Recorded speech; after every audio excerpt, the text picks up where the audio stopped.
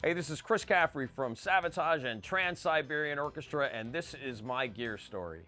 Okay, my gear story is about this Randy Rhoads custom guitar made by Jackson Guitars for me. I believe they made it for me in 1999, and I took it on the road in 2000, and it's such an amazing guitar. I love this guitar. It was the perfect Rhoads for me because it was kind of unique for me.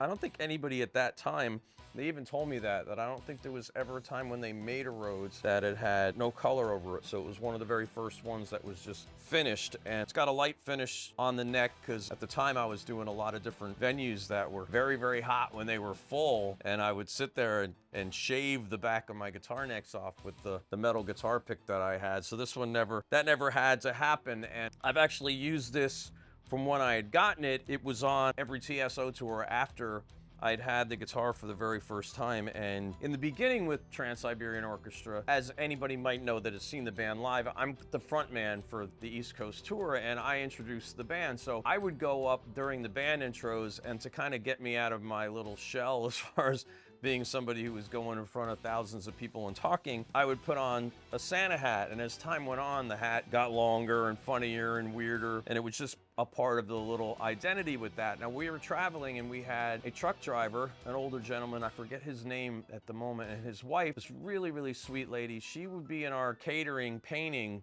on canvas and other things, and her painting was really cute, I would say is a good word for it.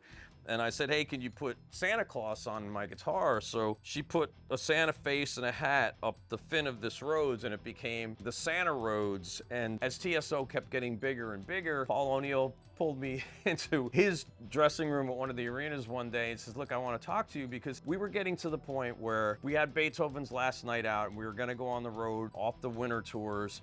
And he just said, you got to do me a favor, boss. I want to get the Santa Claus hat off the stage. He wanted to make sure my identity was not known as being a Christmas musician, because TSO is a rock band. It was basically a heavy metal band too. There was a lot of Savage's spirit inside the formation of that band and the music, and I got that.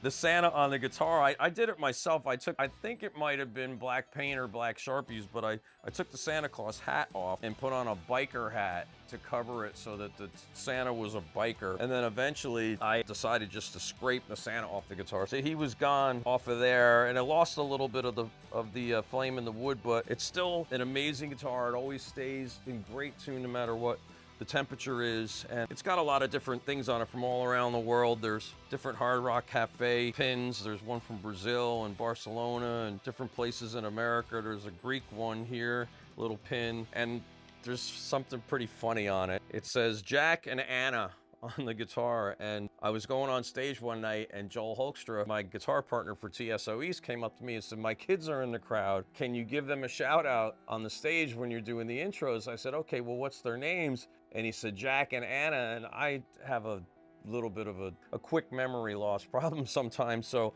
I took a Sharpie and I wrote Jack and Anna on this guitar because it's the one I was doing the intros with. So when people ask me why it says Jack and Anna, that's the exact reason why this guitar says that. But it's been on the road for over 20 years. It's been around the world multiple times, and it's just a beast. I mean, I kind of get asked if there's any one guitar that I'd want to keep with myself if I was only to keep one. And other than the fact that it's not the easiest to sit in your lap, and probably not the easiest to, you know, it's not rounded, so to carry it in a difficult situation with luggage, it is one of my favorite guitars that I have in my whole entire collection. And you know, with Savatage and Jackson back in 1989, we got our first endorsement with Jackson Guitars, and it was my first time I'd ever used them. And actually, when we were doing the Gutter Ballet video, I had gotten like a white Telly that Chris Oliva loved, and he got a Black Predator, and he gave me the Black Predator for Christmas, and I gave him the white Telly,